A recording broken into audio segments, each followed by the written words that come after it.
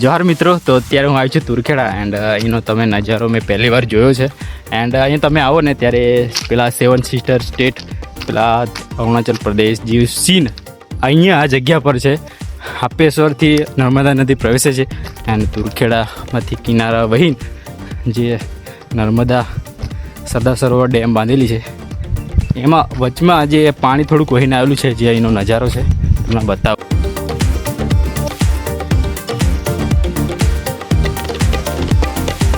લોકો આ જન્નત જોવા માટે બારથી લોકો અહીંયા આવે છે. ગુજરાતમાં જો અત્યારે થોડાક ટુરિસ્ટ લોકો આવ્યા છે.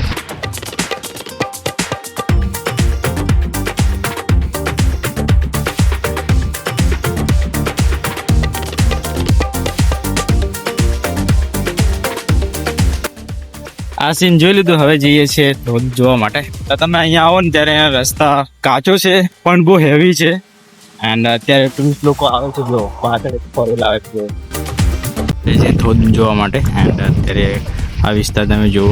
એન્ડ કાકા અહીંયા ફરેલા જ છે. કેવું કાકા વિલેજ વિશે શું કહેશો તમે? અહીંયા શું જાણવું છે વિલેજ વિશે?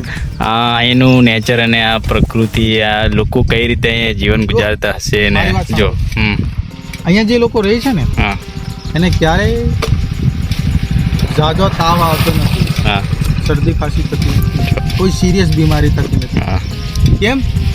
ચોખ્ખું વાતાવરણ, હા ખાતર અને જંતુનાશક દવા વગરનું ખાવાનું. અહીંયા કોઈ લોકો ખાતર અને જંતુનાશક દવા વાપરતા નથી. જંગલમાંથી લાવીને વીણીને ખાવાનું, એકદમ નેચરલ ઓર્ગેનિક વસ્તુ. જો ઓર્ગેનિક વસ્તુ. હા જો અહીંયાથી તમને ચાલતા જવું પડશે કારણ કે અંદર રોડ નહીં જાય. અંદર આ જો આ પણ જાણકાર જ છે, નહીં જાય અંદર કાક નહીં જાય. જો આ બાજુથી બી જવાયું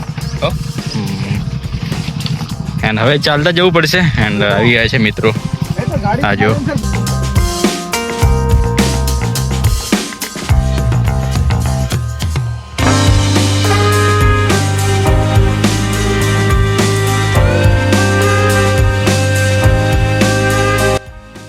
તમે નહીં માનો, આદિવાસી જે જંગલ વિસ્તાર છે અત્યારે હું એક્સપ્લોર કરું છું, બહુ અદ્ભુત છે. એન્ડ જો અમારી ટીમ આવી છે આખી, અંદર જાય છે. એન્ડ ગાઈસ આવું જન્નત છે ને હું પહેલી વાર જોઉં છું. એન્ડ આવું નેચર તમને ભાગ્યે જ જોવા મળશે. એન્ડ આવું એક્સપ્લોર કરવાનું નહીં ભૂલતા, તમે પણ આવી શકો છો. એન્ડ તુરખેડા છે એન્ડ તુરખેડાની અંદર છે ધોધ. એન્ડ પેલા કાકા લોકો જોયેલું છે એટલા માટે અમે જઈએ છીએ કારણ કે આવું લોકેશન જો કેટલું જંગલ વિસ્તાર છે.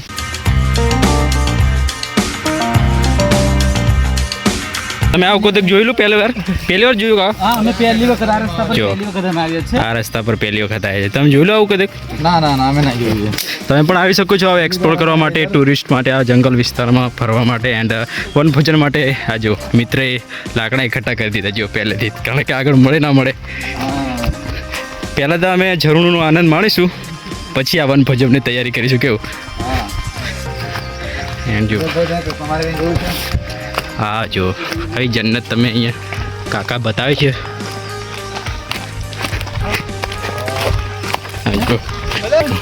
क्या नजारा है भाई, पहली बार ऐसे. આ જો બહુ અદ્ભુત કઠિન રસ્તો છે આવા, કારણ કે હું પહેલી વાર એક્સપ્લોર કરું છું. વિડીયોમાં તો જોઉં જ છું પણ હું અત્યારે પહેલી વાર આવ્યો છું.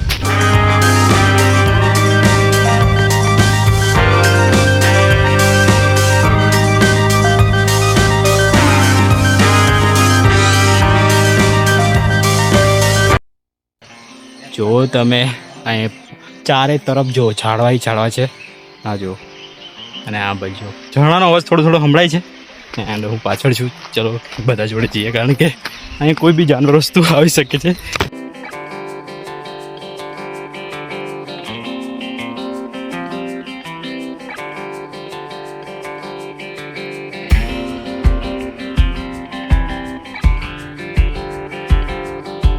ઝરણાનો પણ અવાજ સંભળાય છે. એન્ડ ફાઇનલી આવી ગયા છે, ઝરણાની નજીક જ છે. એન્ડ જો આગળ મિત્રો જાય છે, અહીંયા ઝરણાનો અવાજ સંભળાય છે. જો પેલી બાજુ થોડું દેખાય છે. એન્ડ નીચે જઈએ એન્ડ પૂરો ઝરણાનો એક્સપ્લોર બતાવું કેવું છે સીન.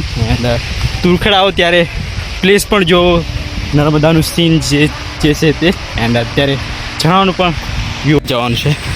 હા જો ચાલો પેલું થોડું ઝરણું દેખાય છે જો.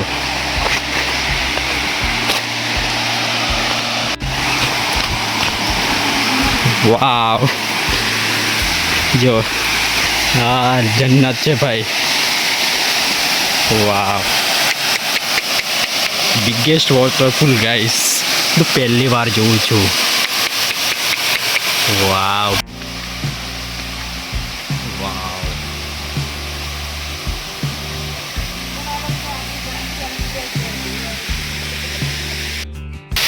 આ છે ઝરણું એન્ડ આ કાકા લોકો મને એક્સપ્લોર કરવા લાયા છે. તો કાકા તમે પહેલાં બે અહીંયા આવ્યા હતા ફરવા માટે એવું?